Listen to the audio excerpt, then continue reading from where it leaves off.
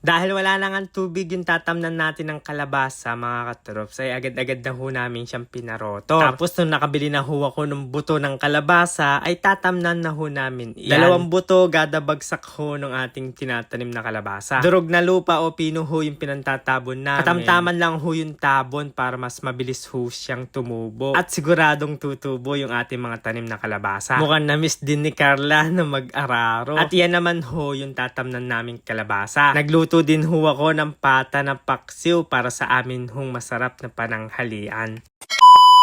Hi mga katroops! Magandang buhay! Tara, samahan niyo ho ako sa akin buhay probinsya. Bali ngayon buwan mga katroops ay ayos na yung lupa at wala ng tubig. Kaya pwede na nating matamnan. Kaya ang ginawa ko ay nagtawag na ako ng pwede mag-rotor na yan. Bali si Itay pala yung tumawag niyan mga katroops at tinawag na lang ako ni Itay nung rorotorin na yung lupa ng amin tatamnan ng kalabasa. Dahil nga matagal-tagal yung tubig din ni mga katroops at ngayon lumitaw. Ayan, napuno na ho ng kangkong yung lupa. Kaya ang gagawin natin diyan ay parorotor natin. At panigurado na naman at yan na yung kanyang magiging damo dahil hindi natin na-spray niyan mga katroops at sigurado ay tutubo iyan. Mas maganda talaga din sa amin mga katroops pag walang tubig kaysa sa may tubig. Tapos na ulit tayo sa season ng mga tilapia mga katroops pero may mga meron pa naman po uting tilapia mga pang-ulam na lang. Di na ho tayo sa season ng mga ating pagtatanim. Madami-dami na ulit na mga vegetable na mabibili din sa amin sa Wawa sa Lumban, Laguna mga katroops kaya pwede na kayo bumili sa mga susunod na linggo at pag may mga harbisin na. Medyo matagal-tagal ho simula na rotor tayo nakapagtanim kaya ngayon mga katroops gumising ako ng maga para makapagtanim na. Siyempre magpapalambot muna tayo ng pata. Dahil nga ngayon ay katagal na may tubig. Hindi naman ganun laging taon-taon ay ganun katagal. Ngayon lang. Siguro sa mga susunod na taon ay mabilisan laang. Yung iba nga hindi na inaabot. Bali yung kalabaw natin yung gagamitin ni Itay sa pagpapaararo or sa pag-iiras ng lupa. Bali si Carla yung gagamitin natin ngayon. Diyan naman ho si Kalo, yung kanyang anak ay itatali namin gawa ng kaliko. Dahil nga ay si Carla ay magtatrabahong bukid muna. Kaya tinali namin si Kaloy. Baka mamaya kasi maggala ay kung saan mapunta ay hahanapin pa namin ng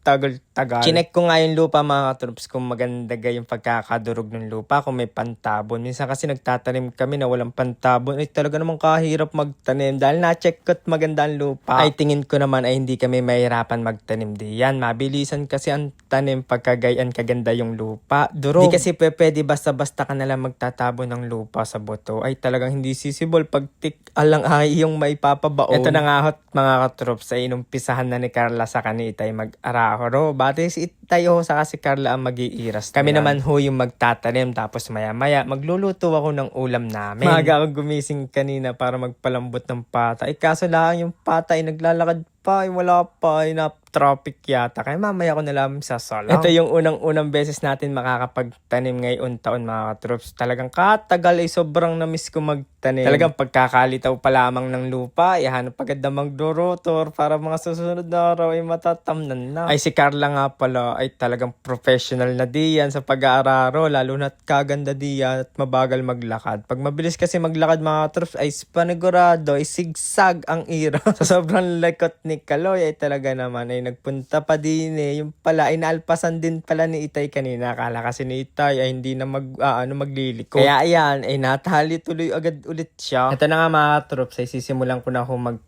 Same lang din naman ho nung process nung ginawa ko ho ng nakaraan taon mga katroops sa pagtatanim ho ng kalabasa. Ang kagandahan lang ho ngayon ay medyo maganda yung lupa, durog, pino. Kaya talaga ho mapapadali yung pagtatanim namin. Di tulad nung nakaraan ay medyo basa pa kaya yung bunga lupa ay namumumuo ay magdudurog kami at basa pa. Ito yung misakto lang talaga sa pagkakatuyo. Bawat pagitan pala ng pagtatanim namin ng kalabasa din ni mga katroops ay isang hakbang. Tapos ang ginagawa namin pagtatanim mga katroops dahil nga tag-araw ngayon, yung dulon-dulo ho, yung pinag-araruhan, yung matigas, yung pinakadulo ng araro, yan ho yung aming hukayin ng gandi yan sa matigas na lupa. Mas maganda kasi yung ugat niya nakadikit yan sa matigas na lupa para magsisilbing tibay din ho noon pagkakakapit. Hindi tulad ng diyan sa ibabaw ay pino nga at durog nga yung lupa. At pag diyan yung nilagay pinatong laang hindi kayo naguhay ay wala hong tibay gawa ng konting hangin lang ay mabubunot yun. Di tulad ho nung nasa may matigas talaga, nakakapit talaga ang ugat. Pagkakahukay at naabot na ang pagkakadulo, ay lalagay tayo ng 2 buto. 2 buto ho, gada taniman nilalagay namin. Tapos tatabunan namin ng durog na lupa. Tama lang ho, manipis lang yung pagkakatabon mga katrops. Maganda pa sa lupang iyan mga katrops. Kung mapapansin nyo, pag hinukay ay nagiging brown na brown. Yung kagandahan niya kasi basa yung lupa at malamig. Kaya sigurado ay mas mabilis mong sisibol yung kanya mga buto. Dahil nga matagal na stuck sa arawan yung lupa simula na rotor mga katrops. Ang ginawa ko doon sa buto ay binabad ko ho siya ng 3 oras bago ko siya tinanim. Bali diyan ho sa 1 hectare na lupa ho tatamnan namin nila itay ng kalabasa ay 3 lata ho itatanim namin. Nabili ko ho siya ng 3,150. Kaya diyan pa lang ho sa buto ng kalabasa ang nagastos ko na ay 9,550 para sa 3 lata. Kasama na doon yung gasolina na nagastos ko. Plus 5,000 ho yung pagpaparotor natin ng lupa. Tapos kumuha din tayo ng 3 magtatanim. 1,500 po ang total. Kaya ang nagastos natin mga katrops sa pagtatanim natin, umpisa pa lang ng day 1 ng pagtatanim ay 16,050.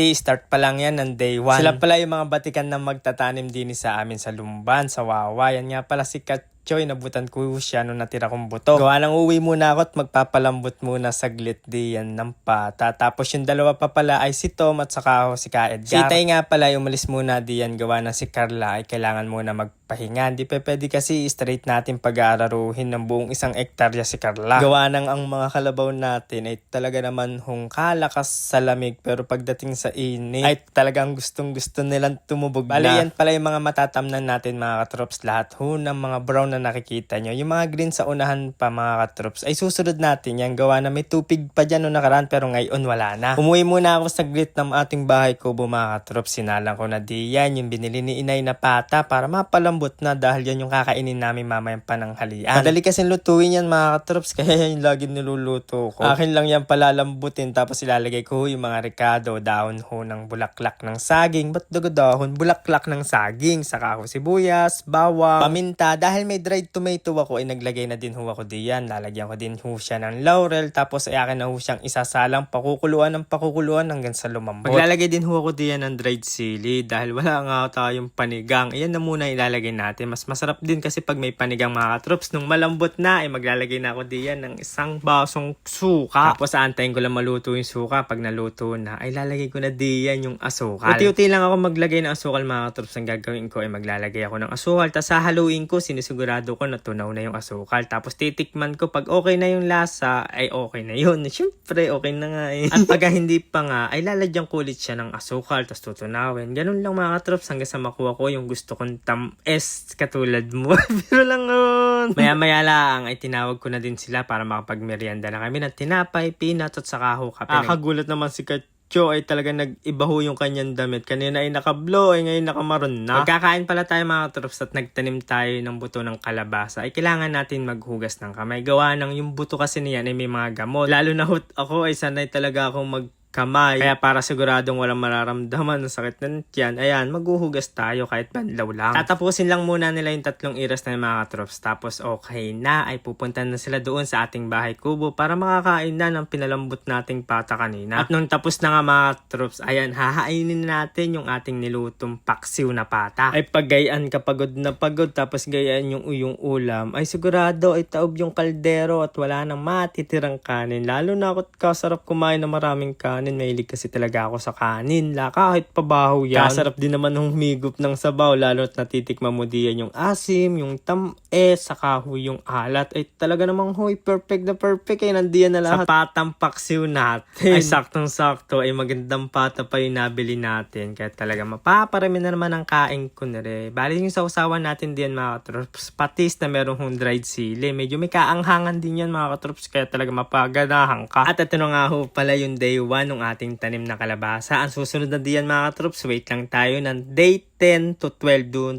tayo mag-uunang apply ng abono. Tapos susunod doon yung paggagahok. Kaya akin i-update ko na lang ho kayo sa mga susunod na araw sa gagawin natin sa ating kalabasa. Kaya bago ho yan, ay kakain muna kami. Hugas muna ang kamay kahit na kutsara para sigurado hindi sasaktanan. Kaya tara, kain ho tayo mga katrops. Ang ulam ho namin ngayon pananghalian din ho sa ating bahay kubo. Pagkatapos ho magtanim ng kalabasa ay patang paksiw. Kaya maraming salamat ho sa inyo mga katrops. Love love!